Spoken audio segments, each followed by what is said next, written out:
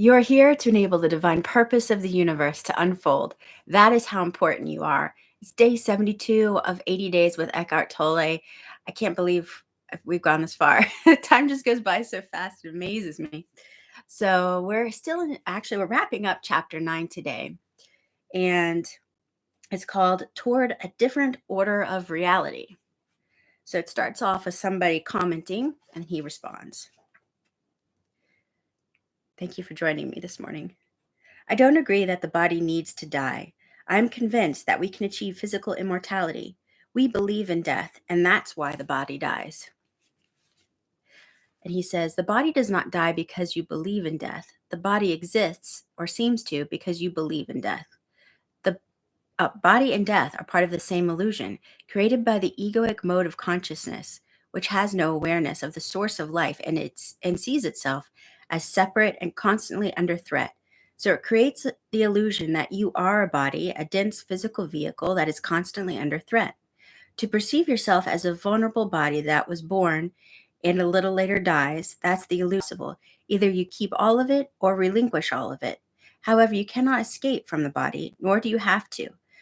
The body is an incredible misperception of your true nature, but your true nature is concealed somewhere within that illusion, not outside it. So the body is still the only point of access to it. If you saw an angel but mistook it for a stone statue, all you would have to do is adjust your vision and look more closely at the stone statue, not start looking somewhere else. You would find then that there was never a stone statue. And then they say, if I believe in death, if belief in death creates the body, why does an animal have a body? An animal doesn't have an ego, and it doesn't believe in death. And he says, but it still dies or seems to. Remember that your perception of the world is a reflection of your state of consciousness. You are not separate from it, and there is no objective world out there. Every moment, your consciousness creates the world that you inhabit. One of the greatest insights that has come out of modern physics is that of the unity between the observer and the observed, the person conducting the experiment and the observing consciousness cannot be separate from the observed phenomena, and a different way of looking causes the observed phenomena to behave differently. If you believe on a deep level in separation and the struggle for survival, then you see that belief reflected all around you and your perceptions are governed by fear. You inhabit a world of death and of bodies fighting, killing, and devouring each other. Nothing is what it seems to be. The world that you create and see through, the egoic mind, may seem a very imperfect place, even a veil of tears. But whatever you perceive is only a kind of symbol, like an image in a dream. It is how your consciousness interprets and interacts with the molecular energy dance of the universe. This energy is the raw material of so-called physical reality. You see it in terms of bodies and birth and death, or as a struggle for survival. An infinite number of completely different interpretations, completely different worlds is possible, in fact exists, all depending on the perceiving consciousness. Every being is a focal point of consciousness, and every such focal point creates its own world. Although all those worlds are interconnected. There is a human world, an ant world, a dolphin world, and so on. There are countless beings whose consciousness frequency is so different from yours that you are probably unaware of their existence as they are of yours. Highly conscious beings who are aware of their connectedness with the source and with each other would inhabit a world that would appear as a heavenly realm, and yet all worlds are ultimately one. Our collective human world is largely created through the level of consciousness we call mind. Even within the collective human world, there are vast differences, many subworlds, depending on the perceivers or creators of their respective worlds. Since all worlds are interconnected, when collective human consciousness becomes transformed, nature and the animal kingdom will reflect that transformation. Hence the statement in the Bible that in the coming age the lion shall lay down with the lamb. This points to the possibility of a completely different order of reality. The world as it appears to us is, and as I said, largely a reflection of the egoic mind. Fear being an unavoidable consequence of egoic delusion, it is a world dominated by fear. Just as the images in a dream are symbols of inner states and feelings, so our collective reality is largely a symbolic expression of fear and of heavy layers of negativity that have accumulated in the collective human psyche. We are not separate from our world. So, when the majority of humans become free of egoic delusion, this interchange will affect all of creation. You will literally inhabit a new world. It is a shift in planetary consciousness. The strange Buddhist saying that every tree and every blade of grass will eventually become enlightened points to the same truth. Points to the same truth. According to St. Paul, the whole of creation is waiting for humans to become enlightened. That is how I interpret his saying that the created universe is waiting with eager expectation for God's sons to be revealed. St. Paul goes on to say that all of creation will become redeemed through this. Up to the present, the whole created universe in all its parts groans as if the pangs of childbirth. What is being born is a new consciousness, and as its inevitable reflection, a new world. This is also foretold in the New Testament book of Revelation. Then I saw a new heaven and a new earth, for the first heaven and the first earth had passed away. But don't confuse cause and effect. Your primary task is not to seek salvation through creating a better world, but to awaken out of identification with form. You are then no longer bound to this world, this level of reality. You can feel your roots in the unmanifested and so are free of attachment to the manifested world. You can still enjoy the passing pleasures of this world, but there is no fear of loss anymore. So you don't need to cling to them. Although you can enjoy sensory pleasures, the craving for sensory experience is gone, as is the constant search for fulfillment through psychological gratification, through feeding the ego. You are in touch with something infinitely greater than any pleasure, greater than any manifested thing. In a way, you then don't need the world anymore. You don't even need it to be different from the way it is. It is only at this point that you begin to make a real contribution toward bringing about a better world, toward creating a different order of reality.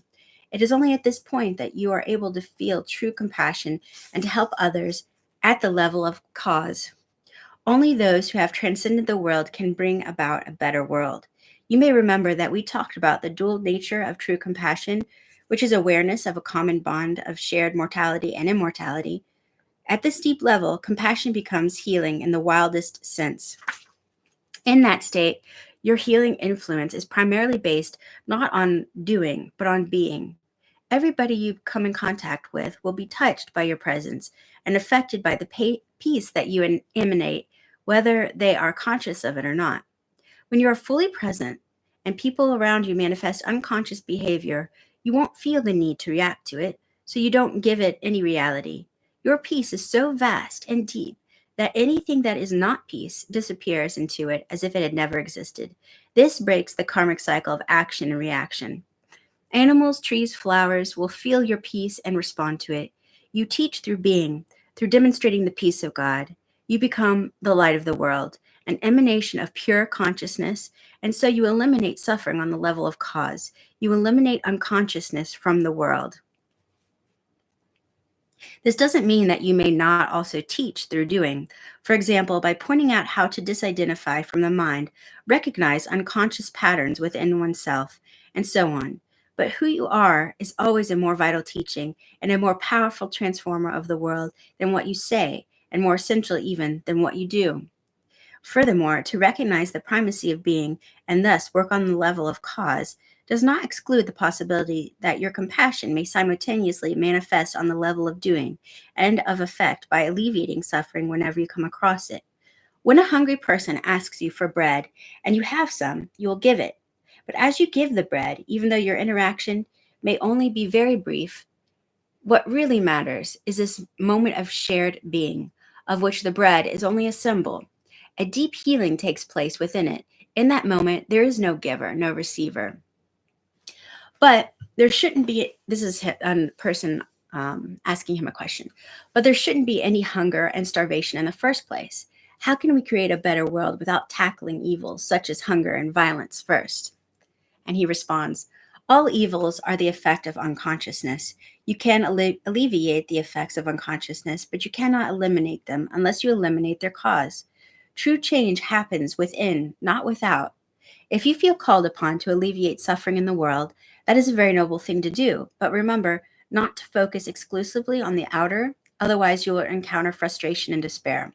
Without a profound change in human consciousness, the world's suffering is a bottomless pit. So don't let your compassion become one sided. Empathy with someone else's pain or lack and a desire to help need to be balanced with a deeper realization of the eternal nature of all life and ultimately illusion of all pain. Then let your peace flow into whatever you do, and you will be working on the level of effect and cause simultaneously. This also applies if you are supporting a movement designed to stop deeply unconscious humans from destroying themselves and each other and the planet, or from continuing to inflict dreadful suffering on other sentient beings. Remember, just as you cannot fight the darkness, so you cannot fight unconsciousness. If you try to do so, the polar opposites will become strengthened and more deeply entrenched. You will become identified with one of the polarities. You'll create an enemy and so be drawn into unconsciousness yourself.